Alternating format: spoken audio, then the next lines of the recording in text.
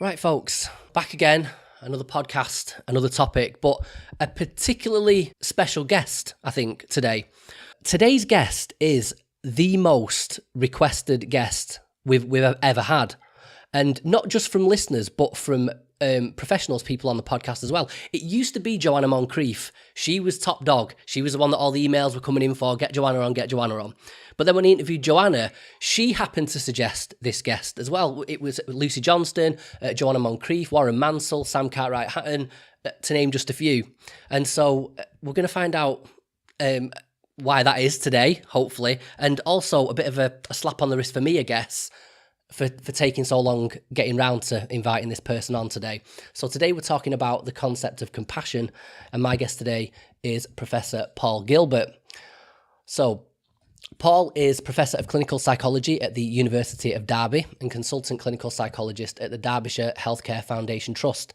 He's researched evolutionary approaches to psychopathology for over 35 years with a special focus on shame and the treatment of shame-based difficulties. He's the founder of both compassion focused therapy and compassionate mind training, and in 2006 established the Compassionate Mind Foundation. Paul has written and edited 20 books, and he was also awarded an OBE in March of 2011. Paul, welcome to the podcast. Thank you for joining me. Yeah, Danny, great. Thank you for inviting me. What a wonderful what a privilege for me. Yeah, I was thinking, so like I've just said in the introduction then that you've got a particular focus on shame and treatment of shame-based difficulties. And I'm thinking, looking back over these guests, that topic has tended to come up. The topic of shame has come up quite a lot in various conversations. And I'm wondering whether that's got something to do with, I like to anchor these, not all the conversations, but many of them in my own experience. And I think shame and self-criticism has been a huge thing for me, a huge contributing factor to some of my own issues in the past. And I'm suspect that this is why your name keeps coming up. It's always been, if you want to do something on shame, you go talk to Paul Gilbert. He's the guy, and you need to be more compassionate on yourself. Go speak to Paul Gilbert. He's the compassion guy. So I think what we're going to do today is I'm going to, again, maybe try and root the conversation in my own experiences. Not from a sort of narcissistic perspective, but because I think it seems to be something that a lot of people relate to when they email me, my own experiences, but also mine were common mental health related issues, anxiety, depression, agoraphobia, the less severe forms of mental distress, I guess. And so I think from that perspective, a lot of people are going to be able to relate to it. But before we start talking about me, let's talk about you. Tell us a bit about your history, and obviously you're interested in psychology, but then why compassion and shame became the sort of the gravitational center of your research. Okay, so that's a big one. So I was originally actually an economist. I did my first degree in economics, and then I changed into psychology. And one of the things that struck me is that psychology didn't really have any overview models about how the mind works. I mean, you could find it in psychoanalysis and so forth. So I changed and did another degree in psychology, and then I became very interested in depression and so forth. And you probably know the stories that most psychologists get interested in these kinds of things because it's in the background somewhere. And so I did my PhD in Edinburgh on cognitive therapy and depression. I was looking more in the process rather than therapy.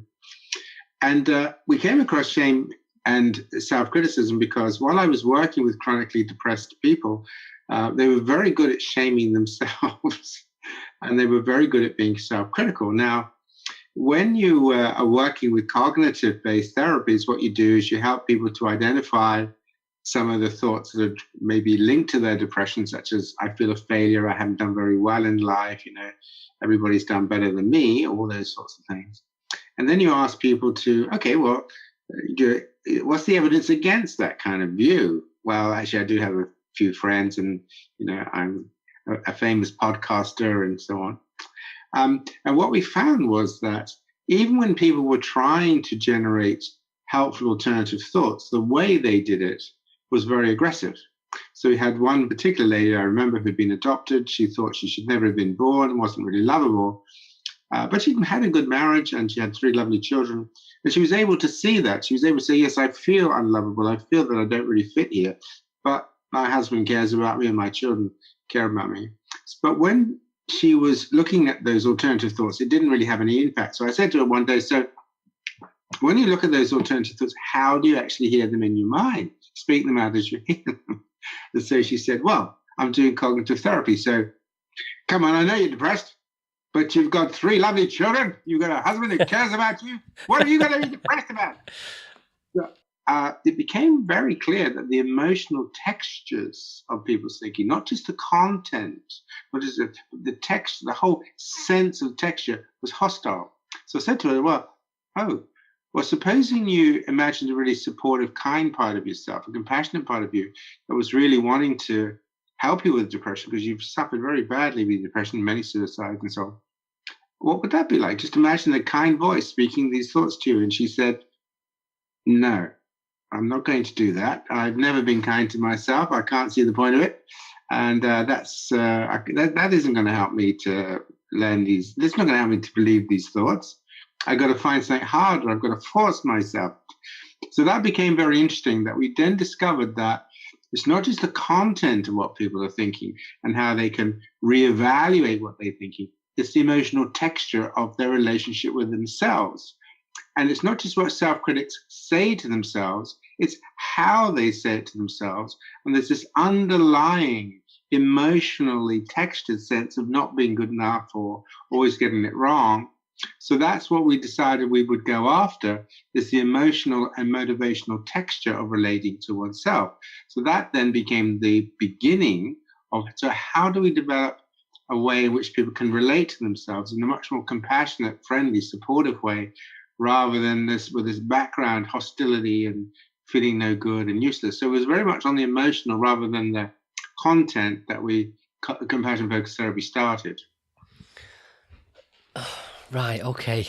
You've already dug a little rabbit hole for me there on my own personal experience of self-talk and thinking back on that. We'll maybe get to that later. What really want to drill down into the basics, and it might seem like a bit of an elementary question, but I think it's an important one, and that's to make a distinction between compassion and words that are kind of synonymous with it, I guess, and also with shame. If you could define especially what shame is, I think everyone be familiar with self-criticism, but shame versus, say, embarrassment, something like that. And then compassion, what is compassion versus, say, sympathy and kindness or love or something like that? Okay, so shame then, okay, there are lots of different concepts here. There's issues of shame, issues of stigma and so forth. So we distinguish between 2 types of shame. There's one which we call internal and one we call external. So external shame is the feelings that you have when you think what's going on in the mind of other people, that you feel that they're looking down on you or they see you as not good enough or something bad about you. For example, people who have body images problems, who feel overweight or whatever it is, can feel that other people look at them and think that they're fat and lazy. So they have a sense of shame in the eyes of others. And we call that external shame. Then internal shame is really, actually, it doesn't matter what other people think. I feel bad about me. I think I'm fat and ugly. I feel I'm no good. I feel I'm stupid or whatever it is. And even if people are being reassuring to you, no, you're not. It's fine. We love you. People with internalized shame, they just hold on to this basic view that there's something wrong with them. And at the core of shame is the sense of being slightly disconnected from other people, that you don't feel part of social group or the relationships. Or the shame is very much a feeling that divides you and separates you from feeling connected, loved, cared for, integrated, and so on and so on. But a lot depends on whether your focus is really you worry about what other people think about you, or whether you've got this real, I don't care what other people think, I feel this about me. So that's shame. Now, stigma and stigma consciousness is where you feel you've been allocated to a shamed group. So, for example, people who are mentally ill or have particular sexual orientations or are overweight and obese, you feel that you're being shamed because people are seeing you as one of them. Okay, that's called stigma and stigma consciousness, and it's like external shame, but you have a sense of shame because social group has labeled those people. So, for example, if you're a sumo wrestler, being overweight would be a positive thing, but being that size maybe in Western culture not so much. So it's culture that decides what is stigmatizing. When the culture decides that those qualities are stigmatizing, and you belong to that stigma consciousness. So external shame is what you think other people think about you. Internal shame is what you think about you. And then stigma is what you think other people think about you because they put you into that group. Right. Okay. See, I'm glad I asked. Brilliant distinction. And then, this one I'm still sort of struggling with. The defining compassion. It's a very seems like a very sort of broad concept that encompasses things like, sympathy, empathy, kindness, love, etc. But I'm just wondering, is that the case? Is it a broad defining word, or is it a particular definition involved? Okay, so let's think about where did compassion come from. So firstly, then, our capacities for compassion originated in caring behavior, and caring behavior originated in how mammals care for their offspring. So many species like turtles and fish, they have thousands of eggs, and then when the babies are hatched, that's the end of it. There's no caring. They just get on with it. And sometimes I've never thought of it like that. Yeah. they'll even, the little turtles, no one to look after them. So most of them die, poor things. And sometimes the parents even eat them themselves. Oh, it's a tasty lunch. Here we are. It's your daughter. Oh, I didn't know that. Sorry.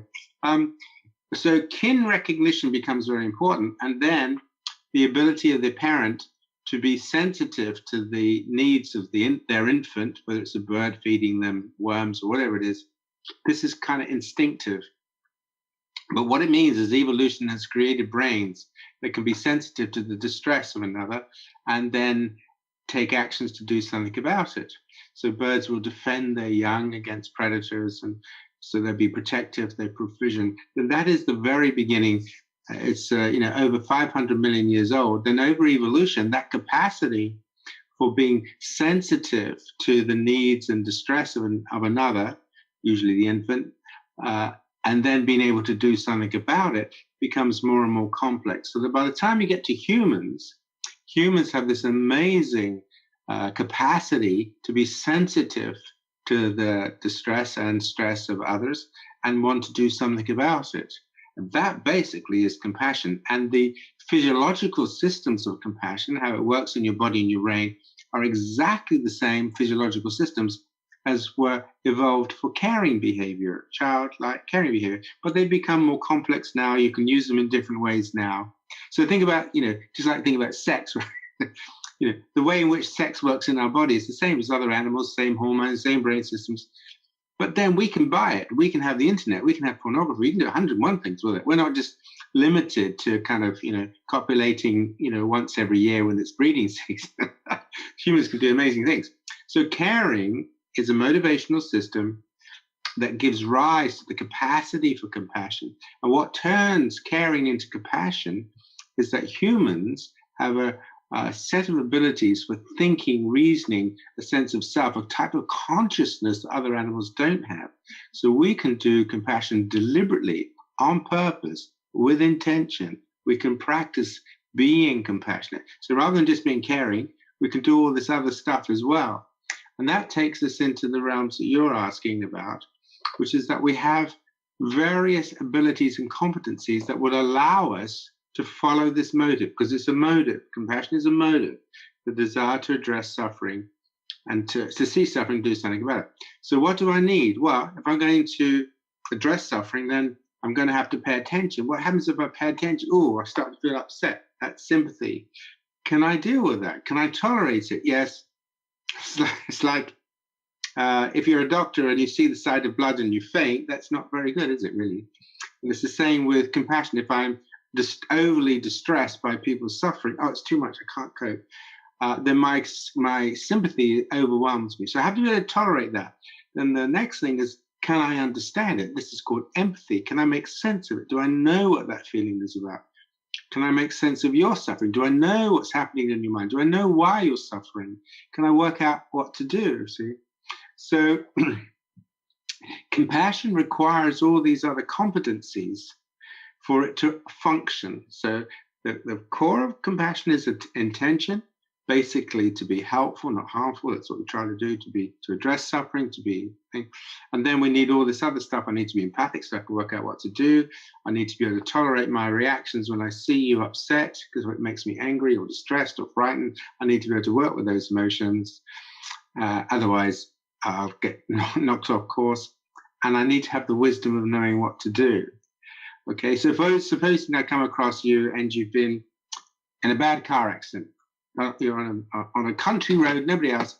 You've had a bad car accident. You've vomited all down yourself. You're bleeding profusely. There's bones sticking through here.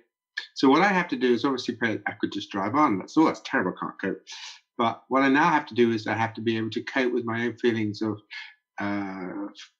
anxiety or fear or disgust. When I see you in the state, then I have to understand that you're in terrible pain, and what I need to do is to get an ambulance. If I try and help you, I'll just make you worse. So I mustn't start moving around your bones.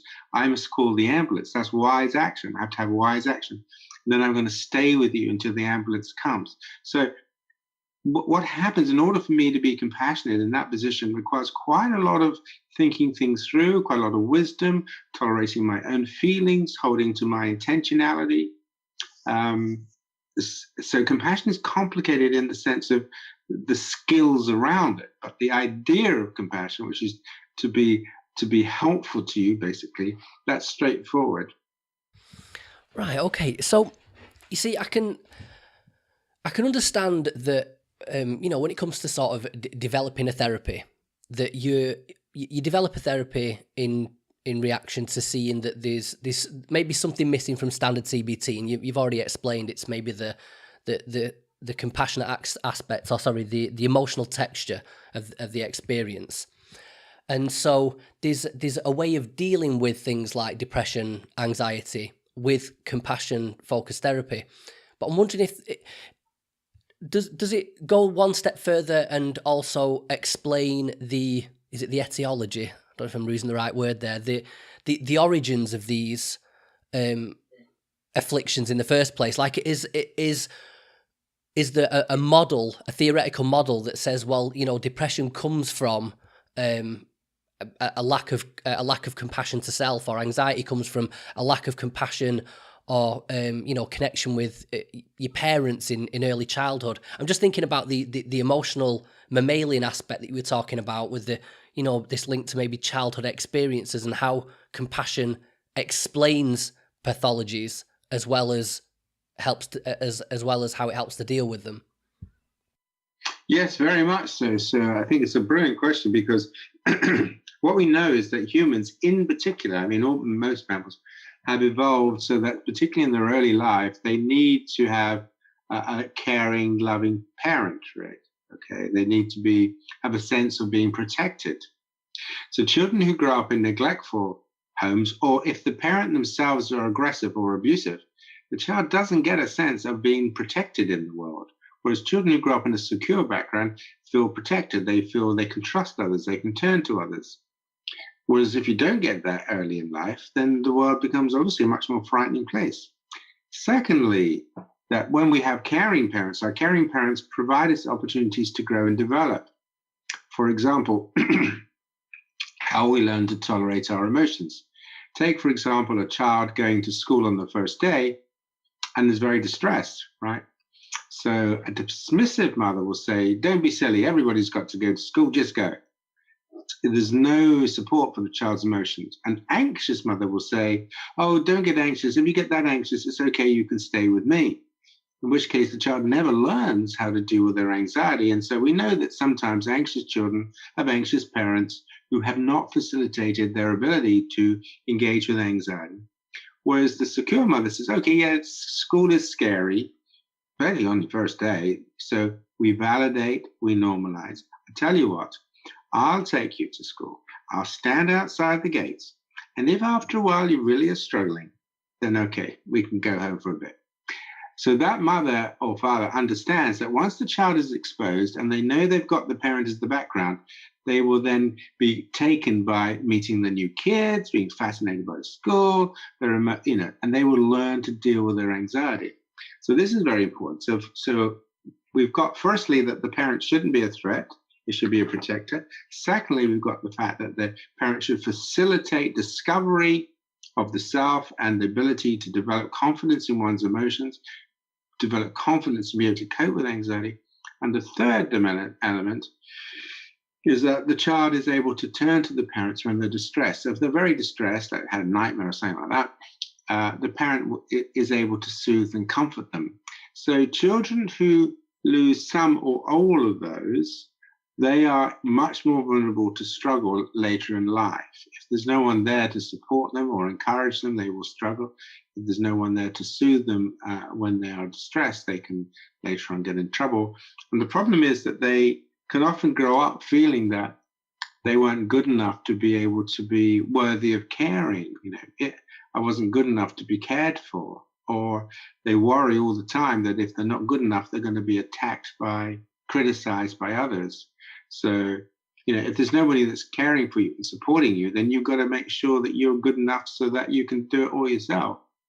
So these are some of the ways in which it happens. Yeah, what about on the opposite end of the spectrum though, Paul? What about when you've got the parents that feel like they're being really compassionate to the child, but maybe pandering to the child or being, I was going to say overly compassionate, if that's possible, to the extent where, where they smother the child, where in the example you've just used, you'd have the child's nervous about going to school, and you've got one parent who's like, shut up, get over it, you're going to school. Then you've got the more considerate parent who's like, okay, well, we'll see how this goes. But then you've got the pandering parent that's like, oh, okay, well then, if you don't want to go to school, you don't have to go to school. So in that aspect, is there such thing as too much compassion, and would being too compassionate even be classed as being compassionate, if that makes sense, once it becomes damaging? Yeah, so it's a great question, right? Because there's no such thing as being too compassionate. What happens is people mistake compassion. They get it wrong. Okay, they think that just doing everything for the child is compassionate, but actually the compassionate parent is the parent that is prepared to tolerate their own feelings by not stepping in to help the child, because they know the child has to learn how to deal with their own emotion. So if the parent is constantly giving in to the child all the time, that is not compassionate, because that's not what's going to support the needs of the child. That's not the needs of the child. That's the needs of the parents to feel they're being a great parent. They're non-empathic parents. They just, whatever. Now, here's an example as well. For example, imagine that you have a young baby, and that young baby wants to reach for something, like maybe a fork off the table. The compassionate parent will lower the baby so the baby can pick up the fork itself. The non-compassionate parent just gives it to the baby. So the point that you're making this an incredibly important one, and it's important in our society. And I'll give you a good example of this, because one of the things that our children struggle with is having times of soothing and just being together, contented. And I know somebody quite well who's a hardworking mum, and when she comes home, she wants to spend times with her children, but she feels she should always make it exciting time. And just being with them, not doing anything, or just having, doesn't seem right, So she's constantly stimulating them with games and laughter, which is okay. But the children never get an experience of actually just being soothed, calm, content, maybe just listening to a bedside story or whatever. Or they'll give in to the child. They want to watch extra television. And because they're feeling guilty as a parent that's not there enough, they will then give in to the child out of a feeling of guilt. Now, very understandable. It's not to be critical, but those are not compassionate acts. Those are acts out of guilt or fear that you're damaging your child, so you have to give in to your child. The compassionate act is being empathic to the needs of the child, not what the child wants, but the needs of the child. So that's where empathy comes in. Okay, it's like an alcoholic, right? An alcoholic wants another drink. An empathic therapist doesn't give it. Yeah. I guess. Oh well, actually, before we skip forward, I just thought of something. Actually, I think we're maybe a little bit at risk here of doing the whole.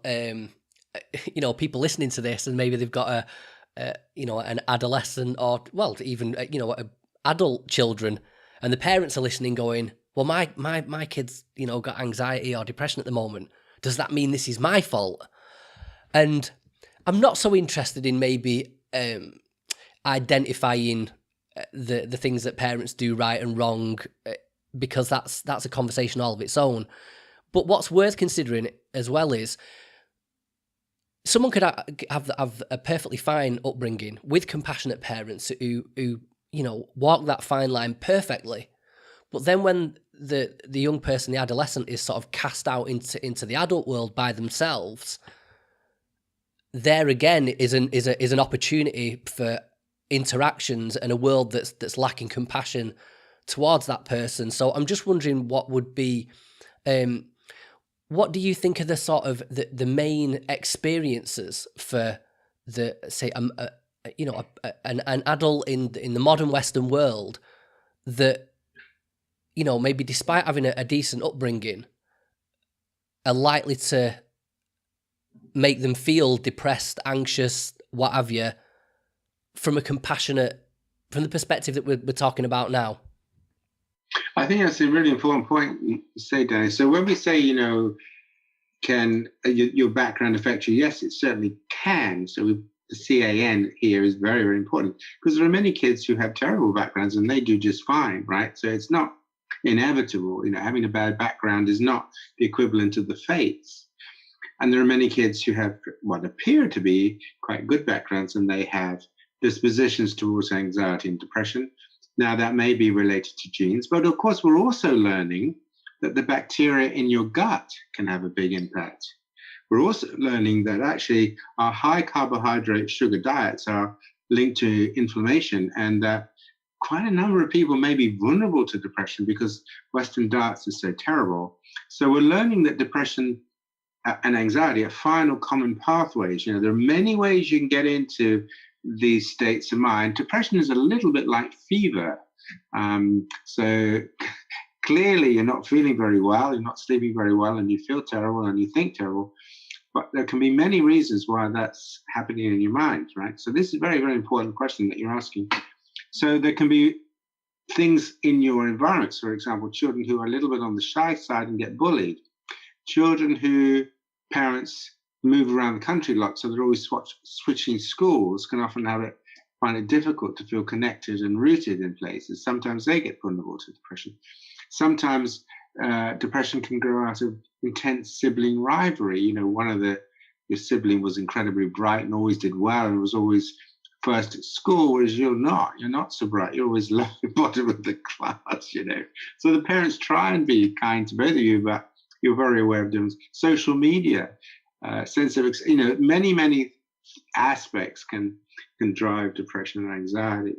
I guess, Paul, my question really was, to sort of hone it in a bit more, was, I guess it was broadening this out to the whether life, society in general, because I think you hear this accusation a lot that people have become less compassionate. People care less about one another in the modern world. People are, and we talked about this in the last episode on with Andy Fisher on eco-psychology, that people are disconnected from life, they're disconnected from each other. And I suppose a byproduct of that disconnection would be a lack of compassion for one another.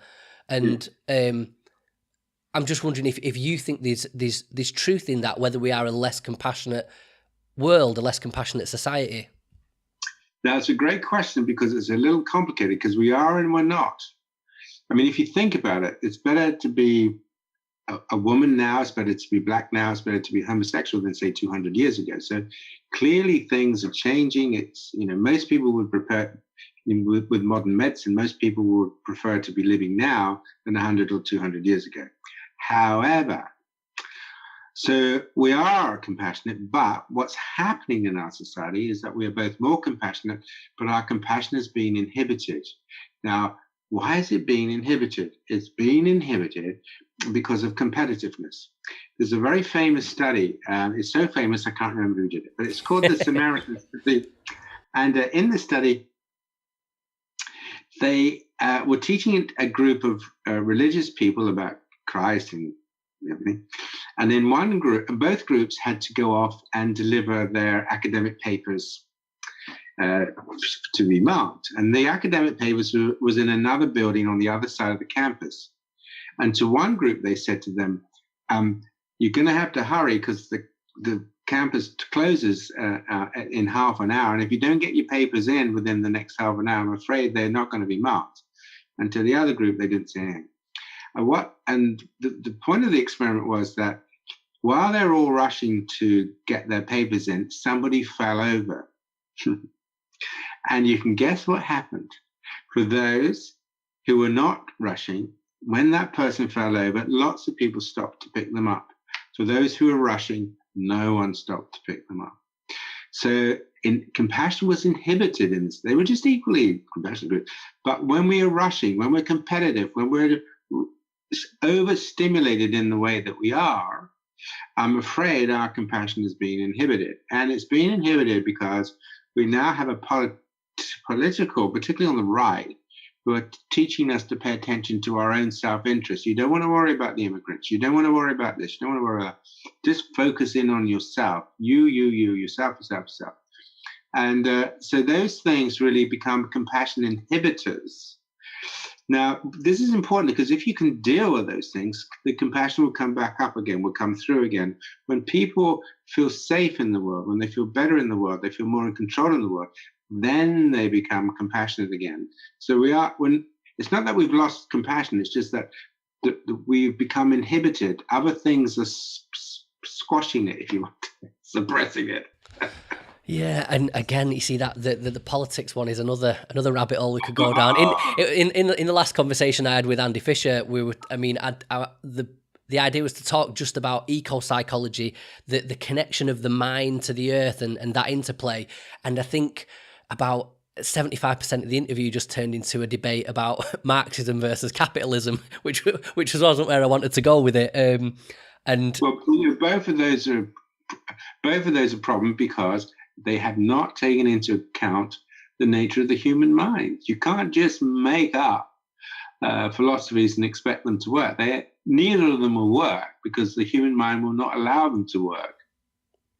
Well, rather than go down we could actually do that because you've got your history in economics and maybe some other time. But it's in the book called Living Like Crazy. But basically, unregulated competitive will bring out the dark side of humanity. There's no question about that. Unregulated competitiveness, you let people unregulate the banks and they'll do terrible things, right? So we know that. So humans are going to compete, but if you take sport, in order to compete and do it okay, you must be very strongly refereed. Even when you're strongly refereed, people will try and cheat. They'll try and use drugs or whatever it is. So you have to have very, very strong referee systems when you have competition. We don't. So we know that companies are polluting the environment. You don't do anything about it. We know they're hiding their tax. We don't do anything about it. We know that competitive firms are cheating all over the place. It's the cheating that's doing the damage.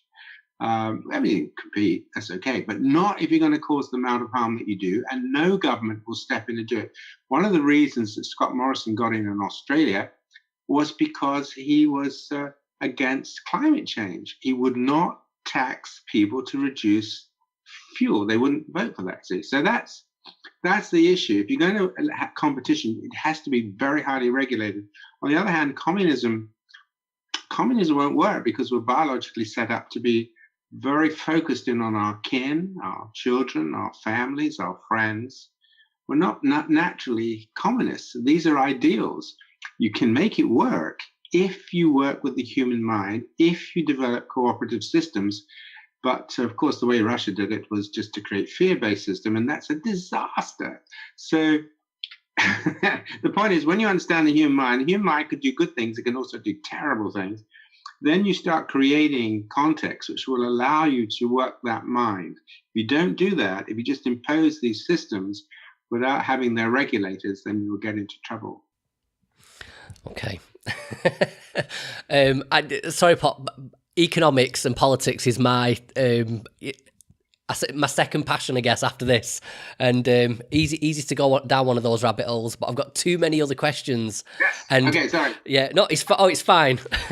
But for me, I'm particularly interested in this the idea of the practical application of this idea of compassion, and I guess it's in two ways really, because you've got compassion focused therapy, and then compassionate mind training, and then this idea of compassion for the self as well as compassion for others. And I'd like to sort of dig down into those there now. I feel like there's maybe a few contradictions at play, and I'm interested in how some of it is applied. Let's start with this idea of compassion towards others.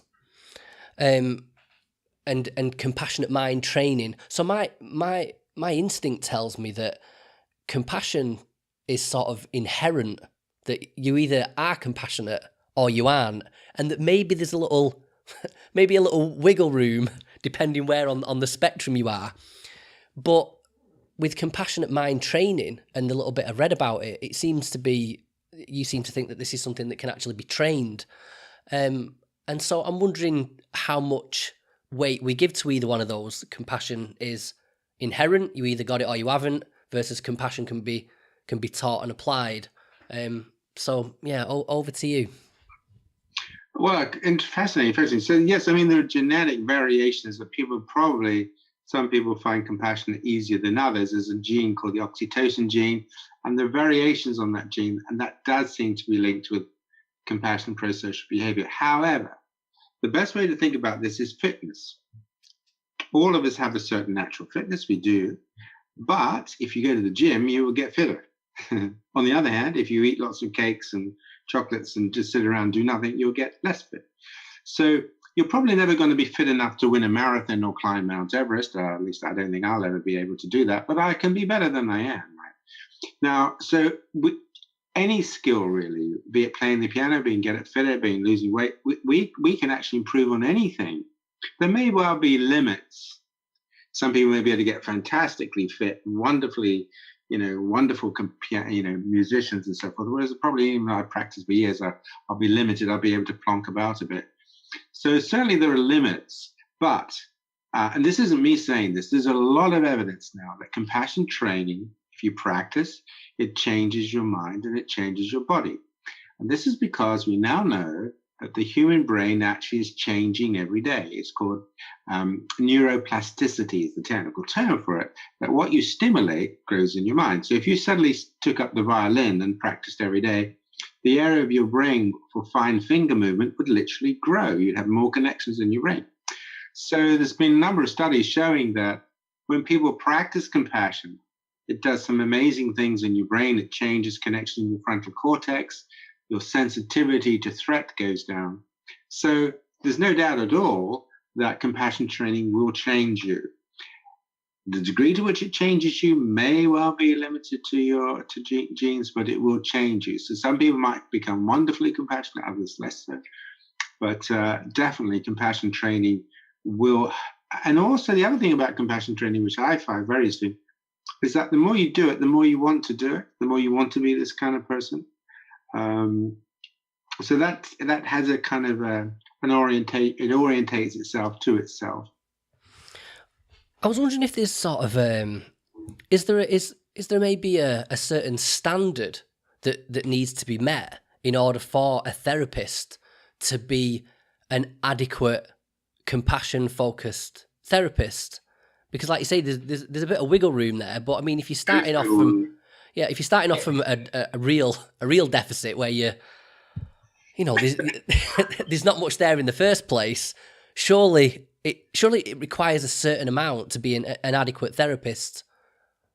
Yes, a great question. I mean, the point about it is that's yes, and there are ways in which we can evaluate. So one of the interesting things, right? You take, so, and this is making a distinction between a motive and a competency. So, for example, empathy is a competency; it's an ability.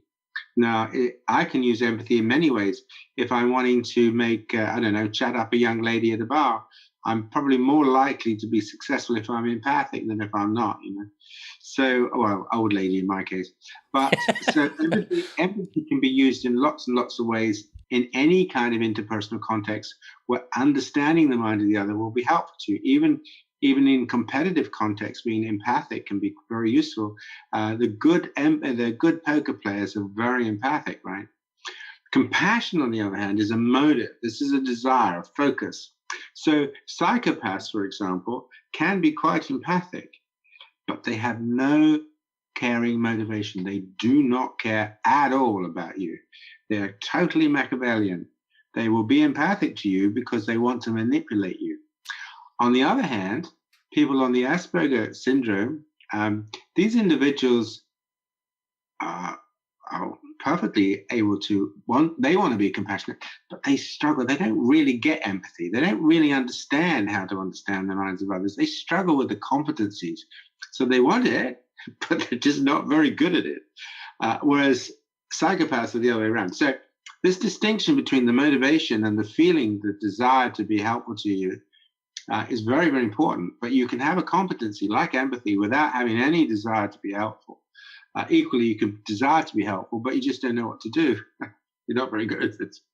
Yeah, so I mean, I was stumbled across this when I was researching for something else actually, and I thought it sort of links in. So I mean, you've mentioned empathy as an important sort of facet, as an attribute of compassion, and yeah. So I was looking at a couple of studies the other day. One was that apparently, over 50% of university providers, less than 5% of the students are white, from white working class backgrounds, and then so the point of that being that a lot of psychotherapy and a lot of therapists that come out of university are the middle class people, and then there was another study published by the American Sociological Association based on randomized testing of 320 therapists in the New York area.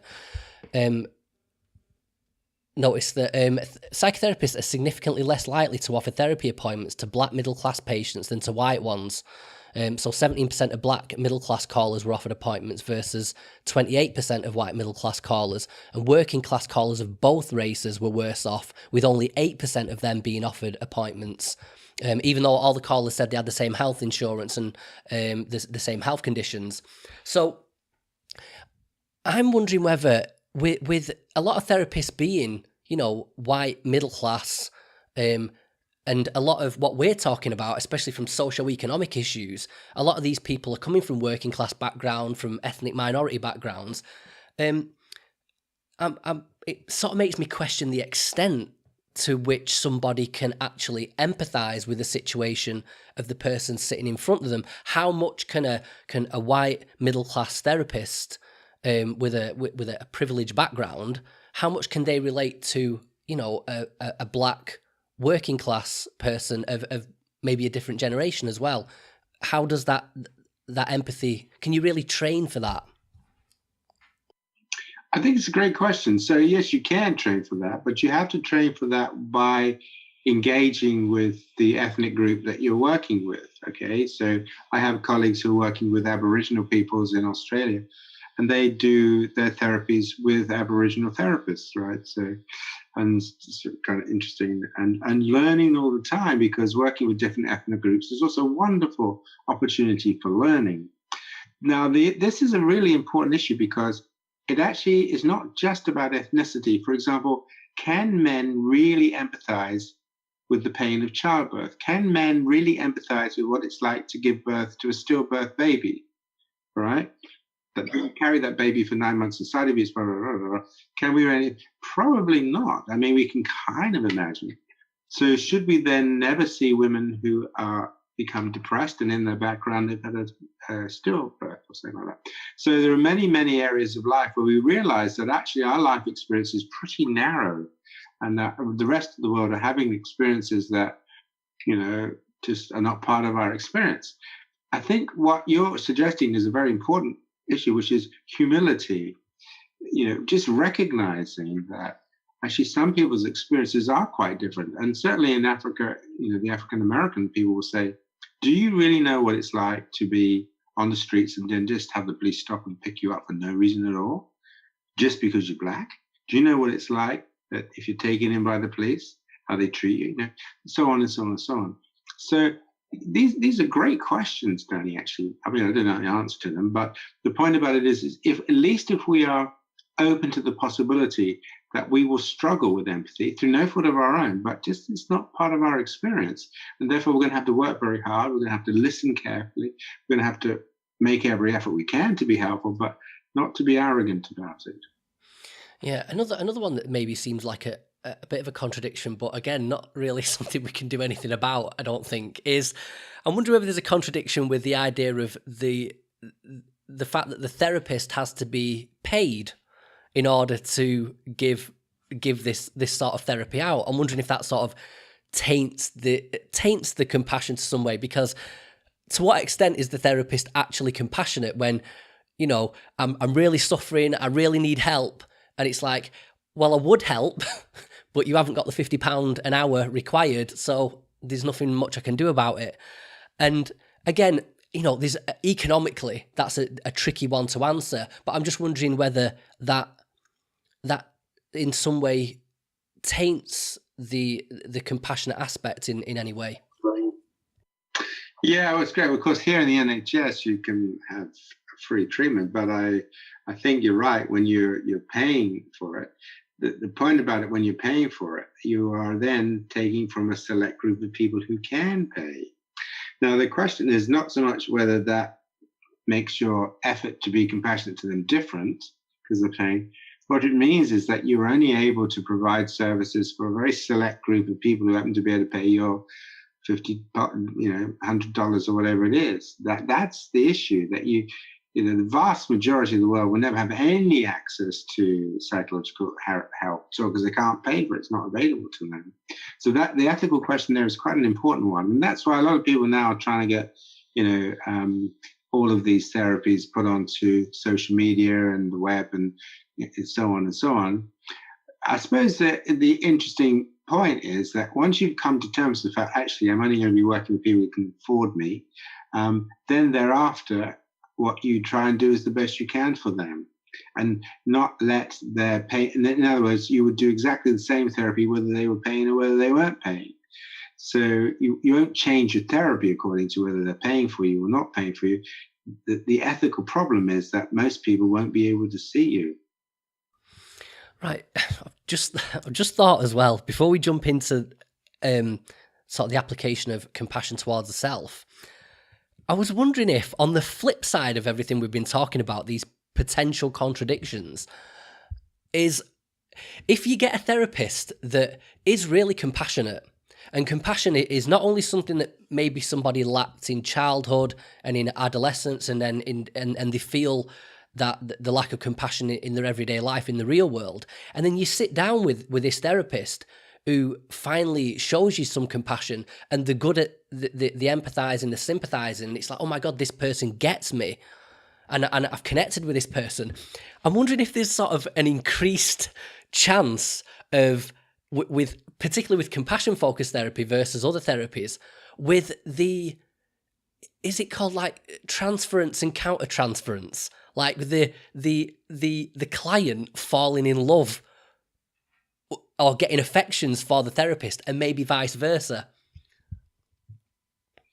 Oh, possibly. I don't know that it's any more in CFT than in other therapies, but certainly that is something that happens, that the client can fall in love or have sexual fantasies for the therapist. Oh, for sure, that can certainly happen. I mean, perhaps it's not as common as you might think, but it does happen for sure. Yeah, no, Paul, I wasn't necessarily just thinking about it in a romantic sense, but I'm just talking about whether there's an increased risk of a an intense sort of maybe a dependency being created where it's this person really gets me, and they're compassionate towards me, and then I need this person, I need this therapist in my life as a result of that. Well, these are very complicated technical questions, Danny. They're great questions. So sometimes, right, in all therapies, not just CFT, you want the patient to become a little bit dependent on you. Because if you have a person who turns up and says, well, actually, I don't give a shit whether I see you or not, I just turn up, and see what you can do for me. I don't really care about you. And then you have a problem. So any kind of relationship that you have that's going to be work, you have to matter to your client. If you don't matter to your client, they don't care what you think, or if you're going to be there, not going to be there, it's a problem. Dependency becomes a problem, though, when it becomes excessive, which is that the person feels they can't manage without you in any way. In other words, that you're not using the dependency in the relationship to build that person's confidence. You're not being a secure base, you're building their confidence, talents, and skills, so they gradually feel they can let you go and they can fly themselves. Bad dependency is when actually the dependency is stopping them from growing, because all they want you to do is sort it out, or I just want to come and see you, or whatever. So you do need to have dependency a little bit at the beginning of your therapy, but then that becomes the basis for then helping the client to grow their own skills and strengths and gradually leave the nest. It's sort of like a reparenting thing in a way. Yes, you come here and I'll be here as much as I can for you. And yes, you will be looking forward to come and see me and hoping that I'll be here, because that's important. Because if you're not, then we don't have a relationship.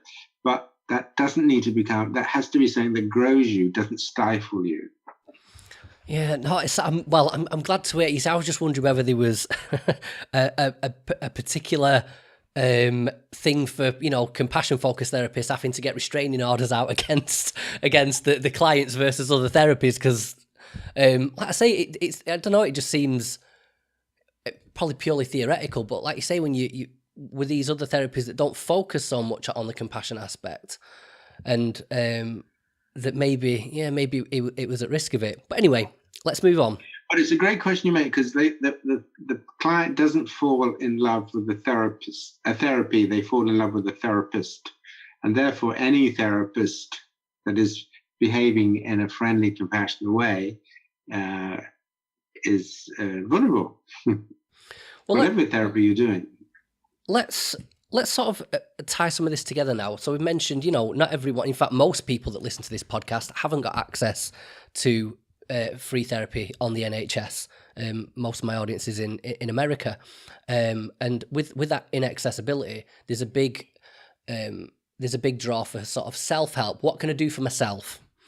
And I'm particularly interested in this because I know I'm hard on myself, and I see a sort of a virtue in it. I think it's productive. I like that I'm hard on myself, but also it created my situation with the depression, the agoraphobia, those things, all based in self-blame and feelings of failure. So I guess firstly, if we just, what's the basic way that somebody can learn to be more compassionate to themselves, or maybe even how does somebody spot that they're not compassionate in the first place? Okay, well, that's learning to pay attention. That's a mindfulness thing. But your question is a good one, right? That some people hold on to it because they think it's helpful to them. So my question to you would be, supposing that you gave up being angry with yourself or beating up on yourself if you got things wrong or whatever you do to yourself, what would worry you? What would worry me? If you gave up this being hard on yourself, what would happen? Well, that was it. You see, the interesting thing for me was being hard on myself is how I sort of found success in my early 20s. And it was when all that fell apart, it was being hard on myself that made it difficult to deal with, and it made it harder to pull myself out of it. but it's being hard on myself now, trying to get things done and achieve things, which has sort of driven me forward. And I just feel like if I wasn't hard on myself, I'd never get anything done. I wouldn't do anything. I'd become lazy, and that scares the shit out of me. The idea of not having achieved something, particularly the idea of not giving my children something to look towards, I find that real scary. Yeah. Yeah, but that's not your problem. Go on. Okay, let's have a look at this. So let's assume, I mean, just tell me to shut up if you don't want to do this, but here's a little exercise that might help you. Okay, supposing that you think of something that you are critical about, if you could just stop for a moment and just imagine you could see that critical part of you criticizing you, what would it look like? What textures would it take on if you could just see this critic outside of yourself? You know what, Paul? It's very much. It's not so much textured as embodied. It's very much almost. This is weird to say out loud. It's almost the ideal version of me, what I should be like, what I should look like, what I should have. It's that person, a bit like a drill sergeant, and so you see yourself as a drill sergeant? Yeah, and not mocking, but very aggressively condescending, I would say. Okay, great. Okay, so let's have a look at that. So when you bring this critic out, this critic that's making you do these wonderful things, work hard, have ambitions, want to leave things for your children, they're brilliant things, wonderful things to do. Okay, so let's have a look at the part that's helping you do that. Then it turns out it actually looks like a rather stiff sergeant major guy who looks a bit like you and has been quite contemptuous. What's it actually saying to you, Danny? If you really listen to it, say, okay, Sergeant Major, tell me exactly what you think of me. What do you think of me? What does it say to you? You want the literal language? Yeah. That you're a fucking loser. And that you take too long. This is taking too long. Like we started this nonsense when we were in our early 20s, and now you're pushing fucking 40, and you still haven't got anywhere. What are you doing? Quicken it up, quicker. All right, great. Okay. So what does it feel for you? What is its feelings towards you? Oh God. A little bit ashamed. It's ashamed. Not so much. That used to be a big aspect of it. I think I've dealt with that. It's disappointment. It's disappointment. Okay, so it's disappointed in you. And what would it like to do to you? You know what? That's not sort of eliciting anything. What do you mean? Like, what consequences would this emotion? And what does it want to do to you? Does it want to shake you or shout louder at you? Or what does it want to do to make you get faster? Yes, it's sort of, it's shouty. The one aspect of it, Paul, where it does work, and I appreciate it, is when it comes to in the gym, when I'm trying to get myself to work out and do exercise. It's that same voice that, when I'm thinking about it now in a career aspect, it annoys me and makes me sort of feel lesser. In the gym, I love it because it's the thing that gets me moving. The shouting, the all right, okay, yeah. But if you sit back and you just imagine the Sergeant Major type of thing telling you you're no fucking good, you're never gonna fucking make it, it feels contempt for you and so on. I mean, how does that leave you feeling?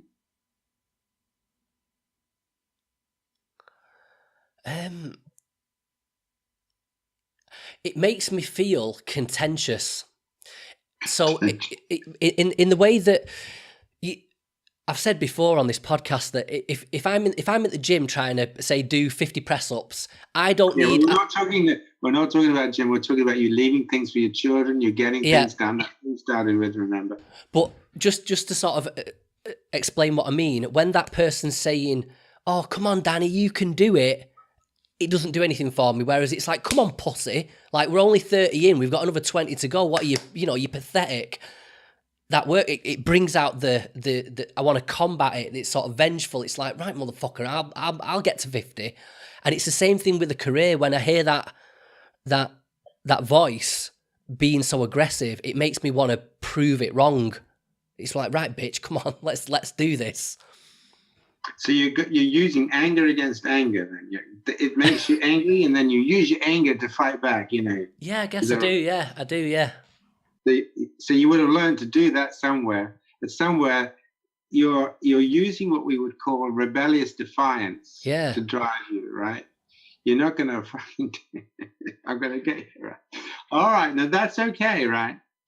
But the point is, it has a risk, because sometimes if you have to keep fighting that way, you will get depressed and you will be anxious.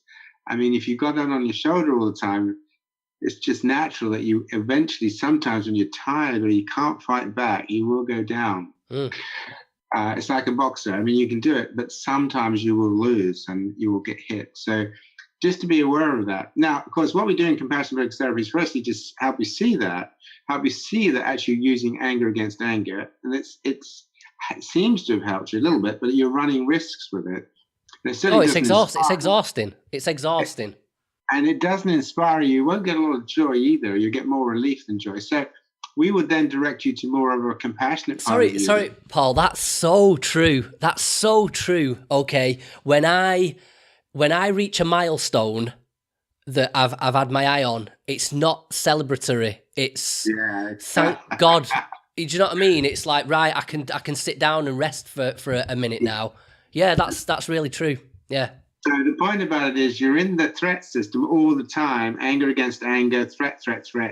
You're not in any of the drive or positive systems, so you're not going to get anything from that. And so you just wait to the next kick in the arse to make you get going again.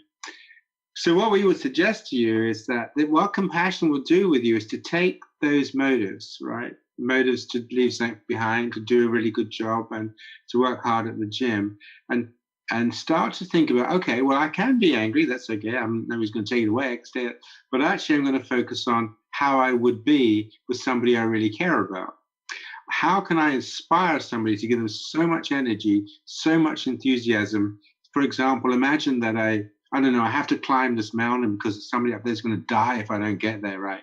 Now, I can beat myself up, or I can focus on the fact that, no, I'm going to make it. I'm going to make it. I'm going to be there for them. I'm going to go and get them. I'm going to make it. I'm going to make it.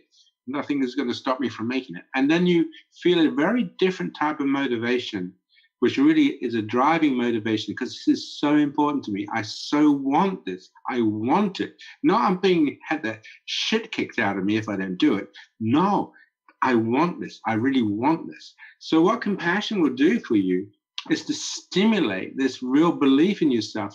This is something I really want, and I'm going to really work for that because it's such an important thing for me. And then it will support you and encourage you and help you when you're struggling. So it's like if you had a kid that you mentioned you had a child, and you went into two schools, and in one of the schools, coming down the corridor was the sergeant major, and the sergeant major said to you, give us your child, because if your child fucks up, we're going to tell them they're fucking useless, blah, blah, blah, blah, blah. And then you go into the other school where you have the compassion teachers, and they say, give us your child. We're going to inspire them. We're going to give them courage. We're going to give them wisdom. We're going to give them strength. We're going to give them endurance. Which one are you going to go to? Yeah, you know what? As well, I've just thought, Paul. I mean, I don't know if this is if this is similar, but for me, where I'm still attracted to that idea of the aggressive motivation. I've just thought then that there's potential for changing the way that where this other voice is coming from, the motive of the other voice. So if you think of the drill sergeant, the drill sergeant or the sergeant major in the army, he's trying to bring out the best in his soldiers. He wants the best for them. He wants them to be as physically and mentally capable, so that when they're out there on the battlefield, that they're going to do a good job and they're going to come home. He wants the best for them. Whereas, and he can be shouty, and you can be sort of aggressive and sort of alpha male, whatever, but it's still coming from a good place. It's a means to an end. Whereas I don't think that that's what I've been doing. This other embodiment of self is certainly not. It's not a friendly competitiveness that's going on there. It's not that person wants the best for me. It's more like, that's the person I should have been, and I'm not that person, and therefore that person has the right to sort of mock me for it. And I guess there's some sort of a bit of self-flagellation going on in that dynamic maybe as well. There is self-flagellation, yeah. And your thing is to sit back and think, so why should I have been that person? Where have I learned this? Where have I learned that I have to, fight against authority? Because basically that's acting as an authority. So some point in your life, this desire to, no one is going to tell me what to do. Nobody's going to put me, that rebellion, which is a fantastic strength, incidentally, to rebel against authority or power, that you are going to be your own agent, is brilliant. But you don't want a bloody thing acting against you, because it will. If that's the system you're using to get on the world, then it can come back and attack you. So you're not keen on that. The other point about the sergeant major wanting the best for their people, it works provided the people really feel cared about by that sergeant major. Right, yeah. And it all goes pear-shaped if they don't.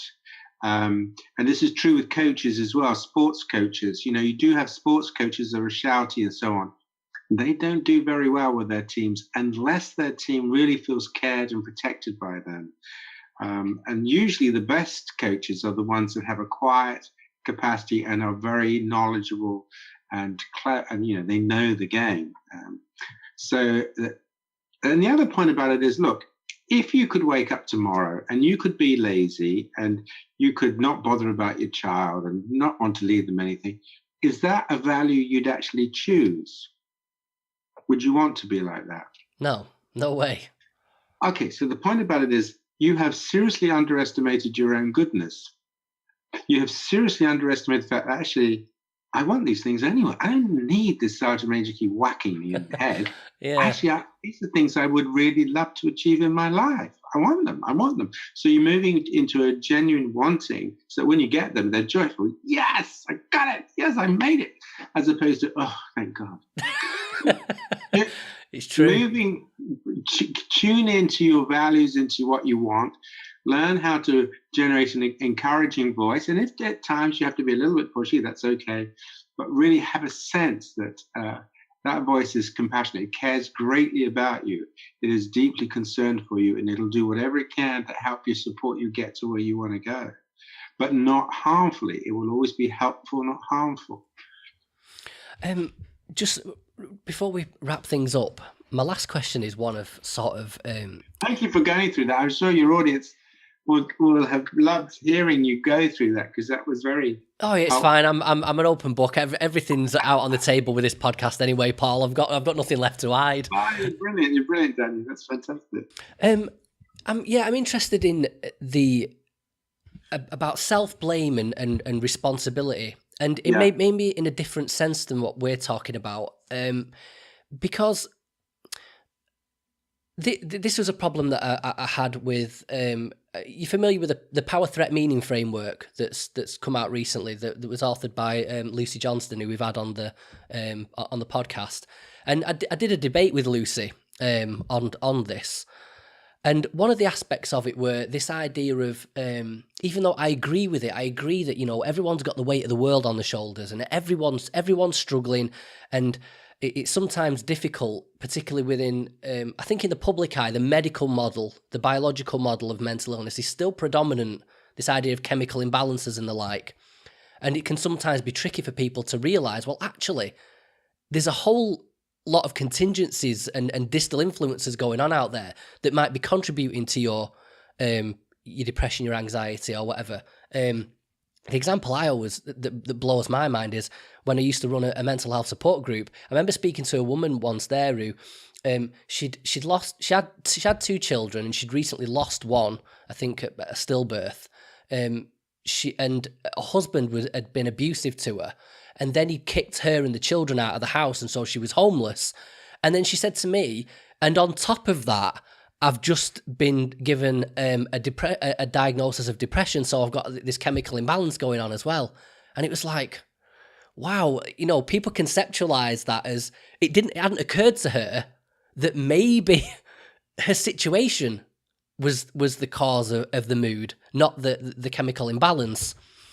And so I agree with this idea, what the power threat meaning framework's trying to do in turning especially the public's attention to the outside world and saying, maybe it's not all your fault.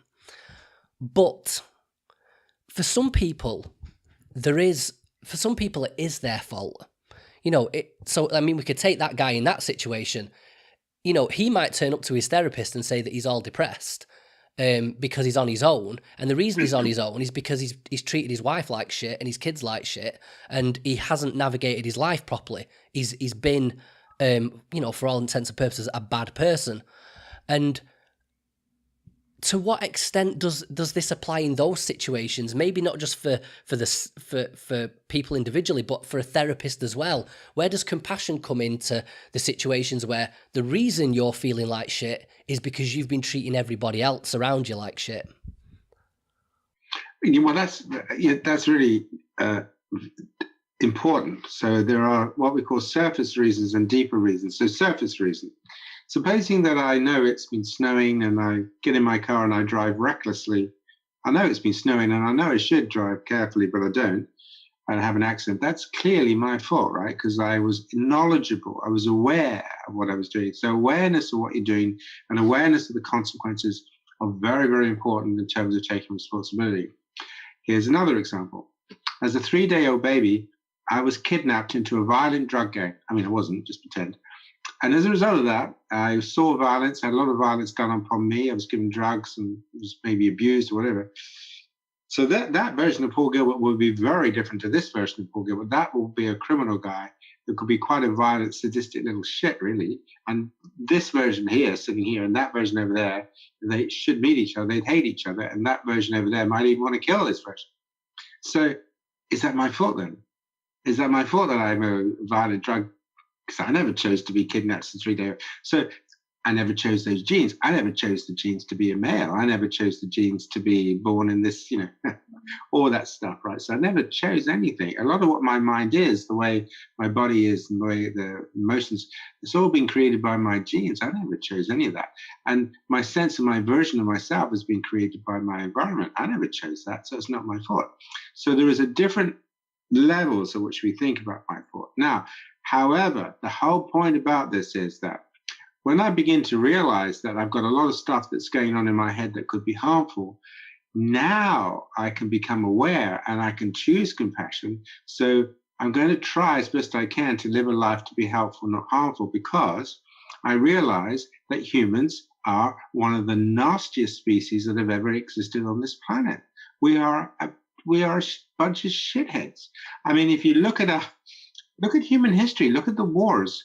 Can you imagine killing somebody by crucifying them? Why would you want to do that? The Roman Games, the Holocaust, what just happened to Rwanda, what's going on now with ISIS.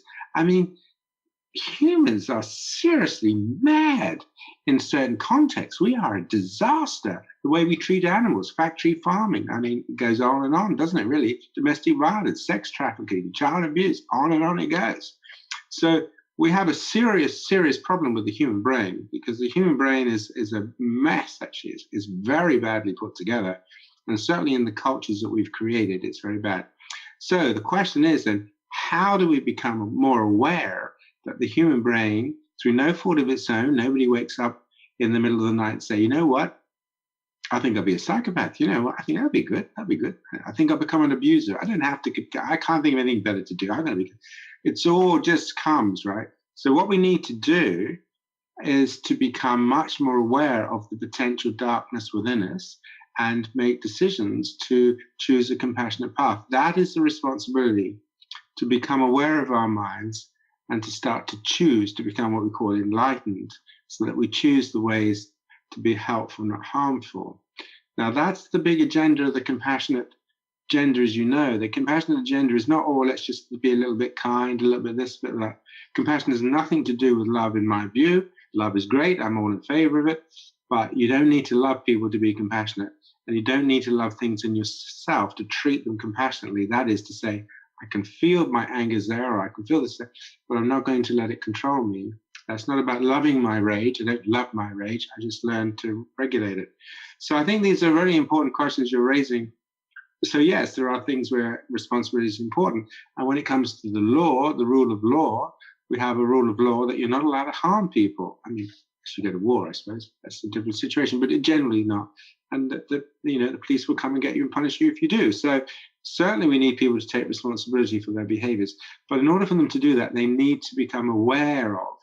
And that's where we're failing. We're not teaching our children anywhere near enough about how their minds work and how they can regulate their minds and how to be mindful, how to be sensitive to feeling, how to be aware, how to be empathic to other children. We're just not teaching this stuff, So anyway, that's my story. Well, I think that's a perfect way to summarize everything, Paul. Okay, we're going to jump into the quickfire questions in a minute, but Paul, if you'd just like to take a moment now to maybe direct the viewers, the listeners, towards any resources, any of your books in particular that you think could be good introductions to this topic, website, social media, please take a moment to plug away. Thank you, Danny. Well, you can find out a lot more on our website, which is www.compassionatemind, which is one word, .co.uk. So it's all on there. If you want to read about some of the relationships between the culture and our brains and why we're such a terrible species, this is in a book called Living Like Crazy. And if you want to read about how you can train your mind using compassion, and there are two books. One is called The Compassionate Mind, and the other is called Mindful Compassion. But you'll also find a lot of exercises and audios you can listen to, practices on the website as well. So thank you, Danny, for asking me to do that. That's great. Yeah, well, as always, I will include links to all those, the books, the website in the show notes. I'll pop them up on screen on YouTube as well. Right, we're going to jump into the quickfire questions. So, as usual, you get the first one for free, but then you have to contribute in some way. Join us on Patreon, which is patreon.com/Maui, patreon.com/MOWE for my own worst enemy. And there's loads of stuff up there. I think we've got about 11, 12 hours of content now, extra content that you can access. This will be part of that. Okay, enough of the sales pitch. Right, Paul, what's the best book you've ever read and why? Oh gosh, that's an interesting one. That's interesting. Gosh. Wow, that's a tricky one. I suppose I could start off by saying there was a book when I was a kid called Moon Magic, which was a wonderful book. It was a children's book about a hero's journey, really, how they got transported to a special magical place on the moon. And that really affects me quite a lot, this concept of a hero. So that was great. But I suppose some of the Jungian books were very powerful for me. And one book which was really influential was a book called The Evolution of Consciousness by a guy called John Crook. Now, he was a psychologist and zoologist, and he wrote a lot about how our minds evolved and how they get up to tricks. So that was a very influential book. The other book which I loved, which I might have a copy, it's not here, is called The Discovery of the Unconscious by Henry Ellenberg.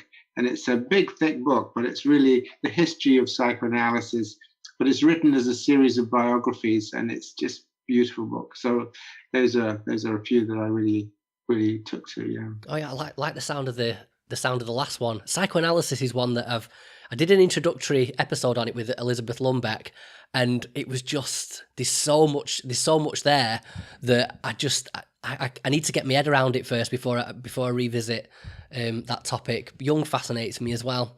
No, you'd like Jung, yeah. Okay.